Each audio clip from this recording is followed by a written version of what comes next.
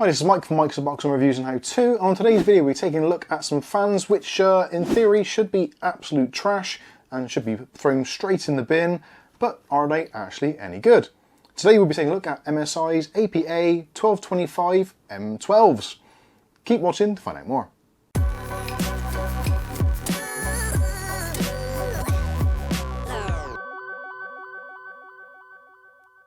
Okay, so in today's video we'll be taking a look at MSI's APA1225M12s. Not the most off-the-tongue part numbers I've ever read, but still, it doesn't make a great deal of difference because these are super, super cheap. Now, at the moment, here in the United Kingdom on ebay.co.uk, these are currently retailing for £4.25 each, including free postage.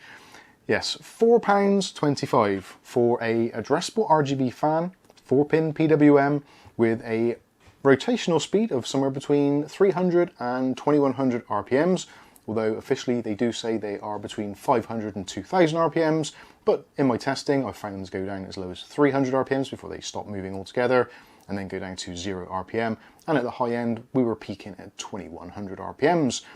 At 2100 RPMs, they do get a little bit on the noisy side. We have a decibel rating of 34.3 decibels, although at the low end, at 300 RPMs, you're looking at somewhere around about 14.3 is what they officially rate, although realistically, I couldn't hear them, so I couldn't test them. None of my testing equipment, even the phone apps, etc., which measure decibels, basically just picked up the ambient noise, so yeah, all well and good. Now, I would say realistically, if you're going to use these, if you're looking at setting them somewhere around about this sort of 700 to 1000 RPM, going to be absolutely fine, and essentially they're no noisier or any quieter than any of the system fans I've got already, which are the Arctic P12s, the 0 dB ones, which we reviewed a little while back, which you can check out up here. Those are actually really good fans, and actually these do come very close to them, surprisingly, for £4.25. So they do have a 4-pin PWM connection on them, which is always nice to see. So 4-pin PWM, so fully controllable in your motherboard. Also, when it comes to the addressable RGB, we have got a 12 LED RGB setup in here, or addressable RGB I should say, and it uses the standard connections, which again is something we don't always see at this kind of price point. So we've got the standard 3-pin 5V addressable RGB, and also a nice thing to see is a little fly lead. So uncap that, and then you get a male connection, so you can daisy chain some fans. So if you've only got maybe one header on your board, or maybe you don't want to spend out on some kind of hub, then you can just daisy chain a whole bunch of these fans. Works really well. So let's take a closer look at the fan. So as you can see, nice fan blade design, opaque fan blades, and they let the RGB shine through very nicely. Look great from the front, although from the side and from the rear, you can see directly the addressable RGB LEDs, which for most people, you're probably not going to see it because you're going to be looking at it front on from the front of your PC case, or maybe in the top as an exhaust, that kind of thing. But on certain angles, yes, you definitely will see the LEDs a little bit, which isn't entirely unusual, but just thought I'd mention it. The fans themselves actually seem to be pretty well made, and again, for £4.25, you'd expect them to be absolutely trash. There is a little bit of flex in the sides. It does look rather thin there, so they have made the most of the use of the available area, and the blades do pretty much stretch right out to the end. You've got rubberized dampeners in all four corners, and that is front and back. And also on the back, it does show you the model part number. Now, from what I can tell, this is something of an OEM part, so you can't really pick these up in most retail places. And actually, when we had them delivered to us, they come literally like this in a little plastic sleeve in a box. No fixing screws, no retail packaging, no nothing, no instructions, literally just in a box like this. So obviously, if you are thinking of getting some, don't be expecting to see some nice retail packaging, because, well, you ain't. But on the back, you do have the MSI logo on there, so you can tell it is actually an MSI branded product. It's a twin ball bearing design, so we haven't got a fluid bearing in here. So for those of you who are not sure about your bearings in fans, there's kind of three main types. So the first one is the sleeve bearing. Those generally don't last a great deal of time, but they're normally very cheap. Then you get the ball bearing type fans, which are slightly noisier than the fluid bearing ones by maybe 1 or 2 decibels. Generally, have got a much longer lifespan, and because of the fact they're a fixed bearing, you can mount them in any position and it doesn't cause any problems. So up, side, down, whatever you want to do, they're absolutely fine, and there's no movement actually in the blades themselves, in the hub. So with some sleeve bearings, you can feel that kind of push-pull, and also with fluid bearings, that is often the case that there is some movement there. Good thing about this sort of bearing setup is longevity. So they will last a long time, and if for some reason they start getting a little bit noisy or a little bit clicky, something that some of us techs like to do is literally just peel off the sticker off the back of the fan there, and you can gain access to the bearing. So a little drop of 3-in-1 oil or some kind of easing oil spray, that kind of stuff.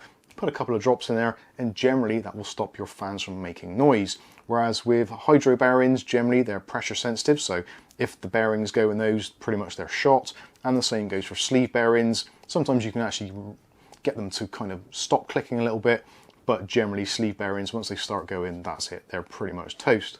Other things of note, so if you are building a MSI themed PC, when you've got an MSI case, or maybe you've got one of the new Core Liquid R coolers, then you'll probably find that this fan is exactly the same as what is actually on one of your radiators. So again, if you're trying to go for one of those nice aesthetics where all the fans are matching, and you've got your MSI 360 or 240 AIA radiator and you want some matching fans, again, this is going to be absolutely perfect.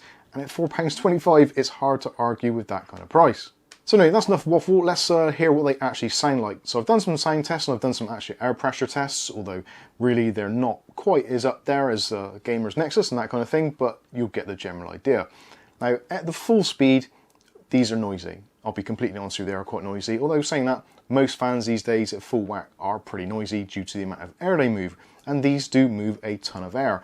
Using my wind test meter, these come up to just shy of 10 miles per hour when it comes to the wind speed, which if you put that into some kind of context, if you went out into your back garden, which I did today, it's quite a windy day out there today, the washing is blowing on the line, and it's measuring somewhere between sort of 3 to 5 miles per hour wind.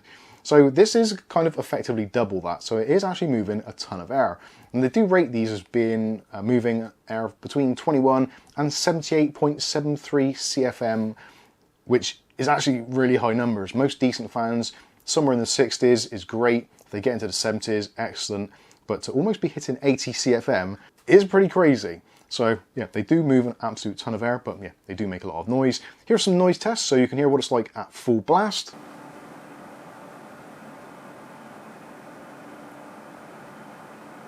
And as you'll agree, pretty noisy. But here it is at 300 RPM, which is its lowest speed setting.